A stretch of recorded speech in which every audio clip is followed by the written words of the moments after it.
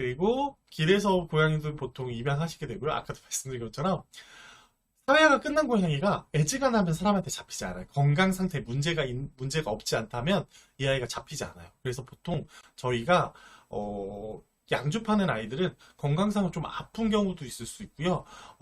일주일에서 2주 돼가지고 아직 이제 눈도 채 뜨지 않은 아이들 같은 경우 보통 이제 엄마 고양이가 아기 고양이들이 눈이 뜰 무렵 아니면 좀 꼼지락꼼지락 움직이면 한번 보금자리를 옮겨서 아이들을 이동을 시키는데 그 이동시키면서 엄마 고양이가 이 아이는 건강하지 않아서 좀 기르기가 양육하기 어렵다라고 생각해서 놓고 가는 아이들도 있고 아니면 그 과정에서 엄마 고양이가 사고를 당해서 발견되는 경우도 있죠. 그리고 최근에는 이런 고양이들 우연치 않게 발견했는데 이제 엄마 고양이를 옮기는 상황이었는데 사람이 입양해 가는 것 때문에 그래서 하루에서 이틀 정도는 이게 지켜보다 입양하라고 보호자님께서 서로들 말씀도 하시고 계시죠.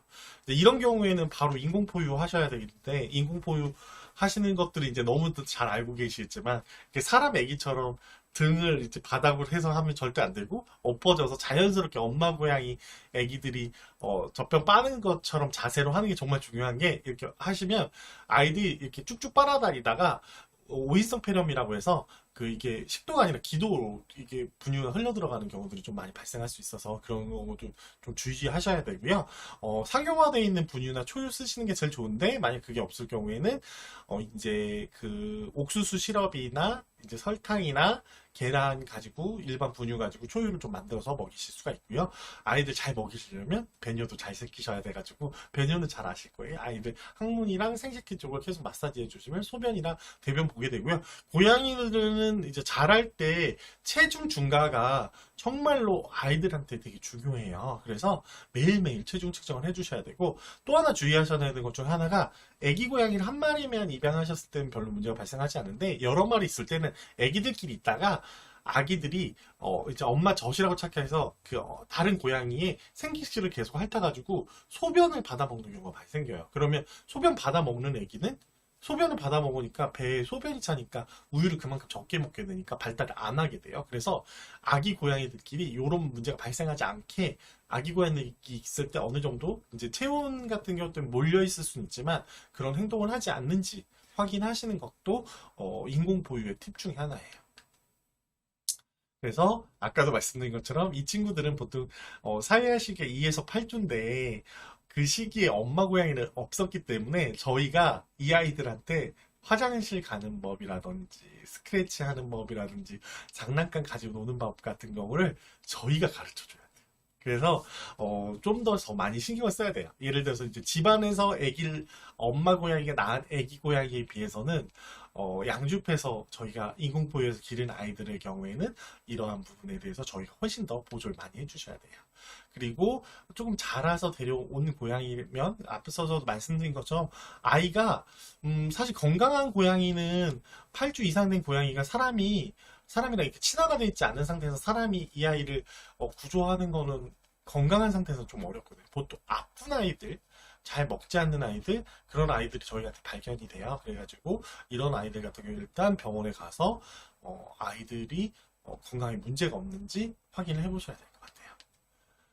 그리고 보호사에서 입양하시는 경우가 있고요. 입양전에 신중함이 필요하고 입양 후에도 인내심 필요하시다고 말씀드릴 수 있어요. 입양 전에 충분히 감안하시고 충분히 내 마음의 준비가 되어 있는지 마음으로 얘와 행복하게 지낼 수 있는지 생각을 하신 다음에 입양하시고 나서는 사실 유기된 친구들이 다들 그런 건 아니지만 아이가 어떤 사람이랑 지내기 어려운 부분의 문제 때문에 보호자가 아이를 유기했을 수 있어요. 근데 그게 보호소에 있는 동안은 파악이 안 됐는데 집에 와서 너무 심하게 짖는다든지 너무 분리불안이 심하다든지 뭐 그런 것들이 있을 수 있기 때문에 그런 부분을 찾아내시고 그런 부분을 개선하기 위해서 많은 인내심을 가지셔야 된다고 말씀드리겠습니다.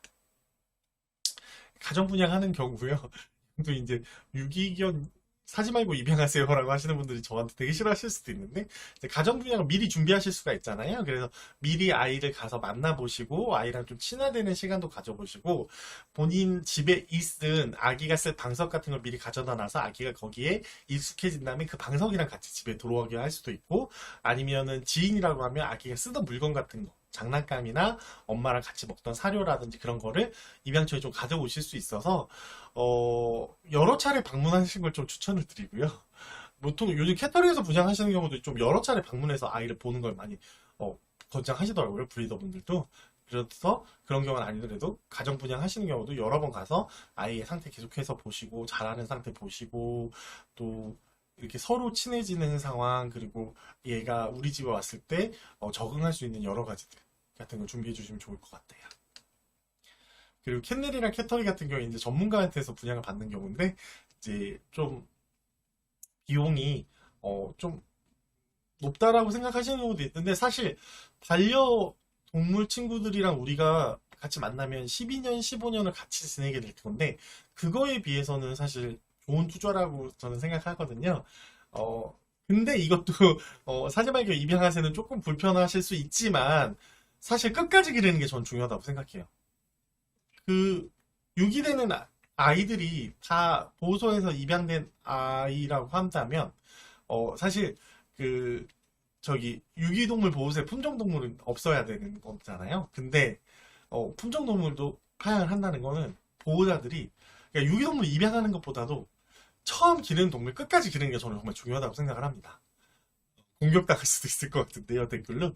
그래서 끝까지 기르기 위해서 내가 근데 만약에 어떤 품종의 아이를 끝까지 기를 자신이 있다면 사실 저는 캔널이나 캐터리에서 분양받는 과정도 이거를 윤리적인 기준이나 또는 그런 부분으로 문제를 삼을 수는 없잖아요.